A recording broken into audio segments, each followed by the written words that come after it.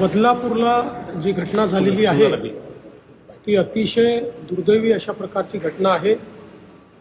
शाळेतल्या दोन अतिशय लहान मुलींना त्या ठिकाणचा सफाई करता ठेवलेला जो कर्मचारी आहे त्याने ज्या प्रकारे अत्याचार केलेला आहे हे अत्यंत निंदनीय आणि मन हिलावून टाकणारी अशा प्रकारची घटना आहे। या घटनेचा एक मोठा उद्रेक देखील जनतेमध्ये आपल्याला पाहायला मिळतो आहे। या संदर्भात माननीय मुख्यमंत्र्यांनी देखील याची दखल घेतलेली आहे। आम्ही तात्काळ या संदर्भात सीनियर IPS ऑफिसर आरती सिंग ज्या IG लेवलचे ऑफिसर आहेत त्यांना नियुक्त केलेला आहे।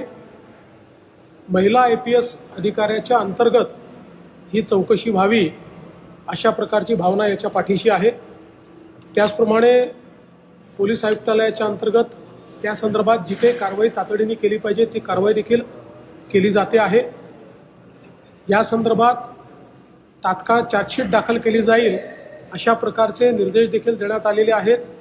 फास्ट ट्रॅक कोर्टाची निर्मिती करण्याचा प्रस्ताव देखील हा मागवण्यात आलेला आहे आणि कुठल्याही परिस्थितीमध्ये अशा नराधमांना त्या ठिकाणी तात्काळ शिक्षा व्हावी अशा प्रकारचा प्रयत्न हा राज्य सरकारचा आणि पोलीस विभागाचा असेल।